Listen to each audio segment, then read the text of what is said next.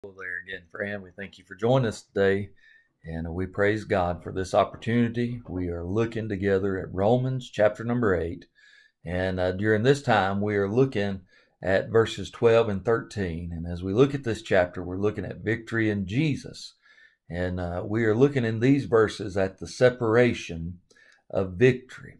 And the Lord has called us to live a separated life unto Him. Now, again, many people have a misunderstanding when it comes to the life of separation unto Christ. They see it as a great negative.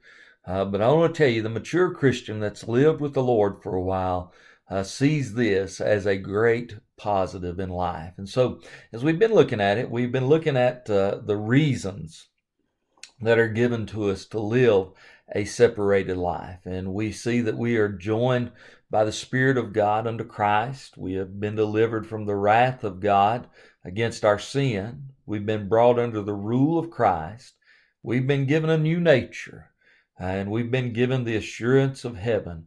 And then the last reason that we are given there is that we've been made part of God's family. And oh my, what a blessing in this life to be made part of the church, the family of God. And so we are no longer living unto ourselves, but we are living for one another. And so the Bible tells us that as the people of God, we are to esteem one another better than the other, dear friend. And so we're to live our life so that we might complement and help other Christians along life's way, that we might be a blessing unto them. I don't know about you, but I want to be a blessing to someone today if I can, and it brings great joy to my heart to know that I can help someone in some way. And so we have been made part of the family of God. What great reasons that the Lord has given us to live a separated life. Now, we're going to move on and we're going to look at another aspect. I want you to notice that we are now given the responsibility to live a separated life. We realize that there's a great freedom that comes with knowing the Lord, but with that freedom comes a responsibility.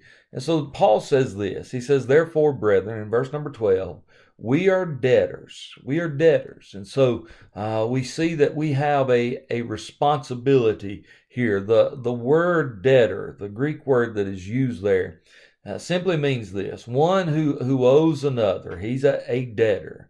One held by the obligation or bound by some duty. One who has not yet made amends to whom he has injured. One who owes God the penalty, or whom God can demand punishment as something due. So the sinner, if you will. So we realize this: God has paid the penalty of our sin, as we saw yesterday. And so Paul says, because of this, now we are debtors. Now, this is not the first time that Paul's used this phrase in the book of Romans.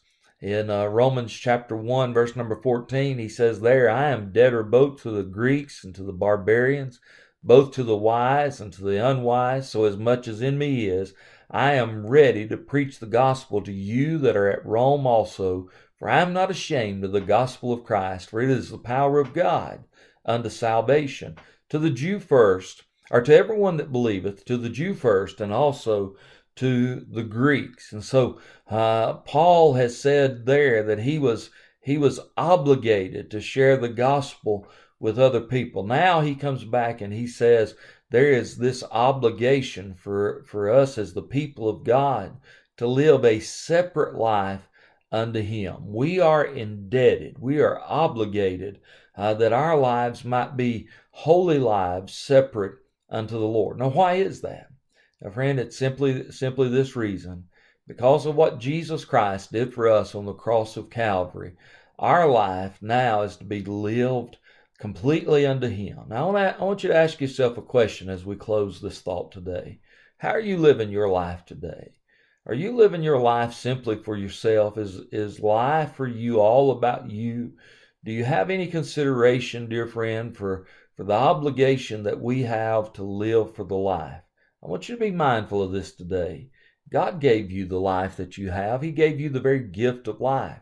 How are you using that life? Are you using that life to bring glory and honor unto him. That's what Paul is saying here. The only way that we can bring glory unto the Lord is that if our life is lived separate unto him. That's not so we can poke our chest out and show everybody else that we are holy and have this holier than thou attitude, dear friend. Oh no. We want to live a separated life so that our life might be pleasing to the Lord. I hope you'll think about that today. May the Lord bless you.